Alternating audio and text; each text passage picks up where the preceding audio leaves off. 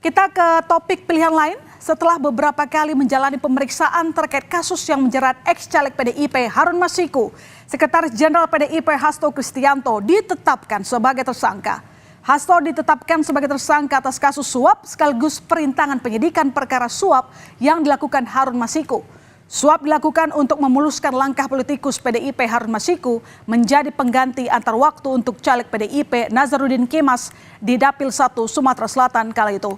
Sementara keberadaan Harun Masiku yang terjerat kasus suap pergantian antar waktu anggota DPR RI periode 2019-2024 hingga kini belum diketahui. Penetapan Hasto sebagai tersangka tercantum dalam surat perintah penyidikan yang diterbitkan KPK pertanggal 23 Desember 2024. KPK menyatakan telah mengumpulkan sejumlah bukti untuk menetapkan Hasto sebagai tersangka. Tak hanya Hasto, orang kepercayaan yakni Doni Tri Istiqomah juga ikut ditetapkan sebagai tersangka. Hasto disebut mengatur dan mengendalikan Doni untuk melobi anggota KPU saat itu, Wahyu Setiawan, untuk menetapkan Harun Masiku sebagai anggota DPR RI terpilih satu dari Dapil 1 Sumsel. KPK juga menjerat Sekjen PDIP Hasto Kristianto dengan pasal perintangan penyidikan atau obstruction of justice. Ketua KPK Setio Budianto menyampaikan bahwa Hasto diduga terlibat perintangan penyidikan secara langsung dan tidak langsung. Setio juga mengatakan Hasto mengumpulkan beberapa saksi terkait kasus suap yang melibatkan Harun Masiku. Ia disebut mengarahkan, memberikan doktrin serta memberikan penekanan pada saksi agar tidak memberikan keterangan yang memojokkan kepada yang bersangkutan.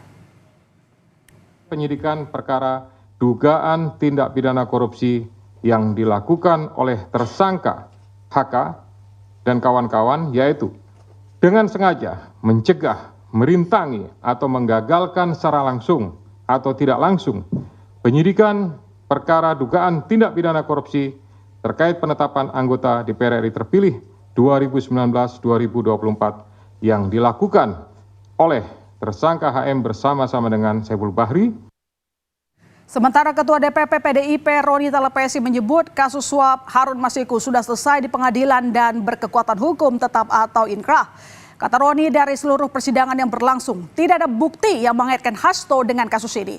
Meski demikian, Roni memastikan Hasto Kristianto akan kooperatif dalam menghadapi proses hukum di KPK. Seluruh proses persidangan, mulai dari pengadilan tipikor hingga kasasi, tidak ada satupun bukti yang mengkaitkan Sekjen DPP PD Perjuangan dengan kasus suap Wahyu Setiawan.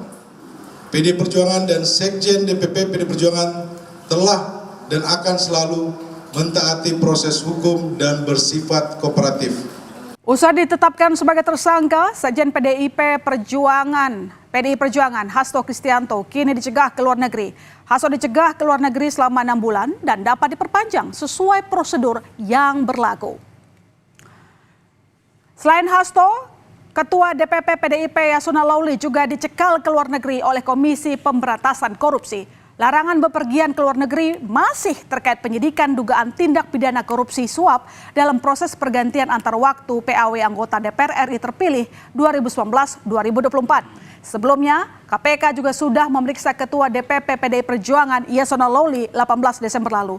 Sebagai Ketua DPP PDI Perjuangan, Yasona mengaku ditanya penyidik KPK mengenai permintaan fatwa ke Mahkamah Agung terkait perbedaan tafsir antara KPU dengan DPP PDI Perjuangan soal pencalonan legislatif. Sedangkan dalam kapasitasnya sebagai Menteri Hukum dan HAM periode 2019-2024, penyidik KPK menanyai terkait perlintasan Harun Masiku.